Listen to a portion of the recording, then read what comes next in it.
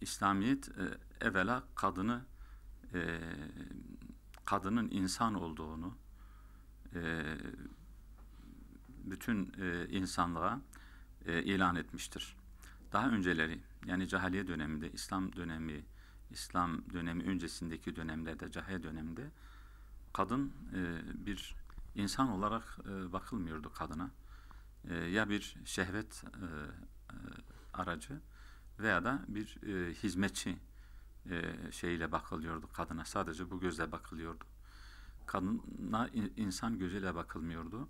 Ama yüce dinimiz İslam gelince kadına değer verdi. Erkeğin sahip olduğu bütün insani haklara kadının da sahip olduğunu bütün ilan etti. Bütün insanlığa ilan etti. Tabi bu da Allahu Teala'nın kadına verdiği değeri göstermektedir. Bir emanet nasıl muhafaza ediliyorsa kadınlar da öyle muhafaza edilmelidir. Hem Kur'an-ı Kerim'de hem Peygamber Efendimizin hadislerinde kadınla ilgili çok önemli tavsiyelerde bulunuluyor. Veda hutbesinde de Efendimiz Aleyhisselatü Vesselam sizin kadınlar üzerinde haklarınız, kadınların da sizin üzerinde hakları vardır diye bunu bütün dünyaya ilan etmiştir. Bu dahi insanın, İslam'ın kadına bakışını ortaya koyuyor. Evet. İslam tarihinde Hazreti Meryem'in yeri ve önemi çok büyüktür. Kur'an-ı Kerim'de de Meryem bir sure ismidir. Tabi o zaman belirli bir çevre tarafından Hazreti Meryem İsa Aleyhisselam'ı dünyaya getirirken belirli bir çevre tarafından itham edilmişti. Ama Allahu Teala Kur'an'da da Meryem ile ilgili birçok ayeti kerimede de bahsediyor, zikrediyor Cenab-ı Allah Celle Celaluhu. Onun bir betul olduğunu, iffetli bir kadın olduğunu ve İsa Aleyhisselam gibi büyük bir ulul azimlerden olan bir peygamberin annesi olduğunu Cenab-ı Allah bizlere bildiriyor. Bu da Meryem'in tabi ve onun şahsında kadının. Meryem de sonuç itibariyle bir kadındır. Bir kadın eğer evliya olabiliyorsa, bir kadın ve bütün peygamberler de bir kadının oğlu ise ki öyledir.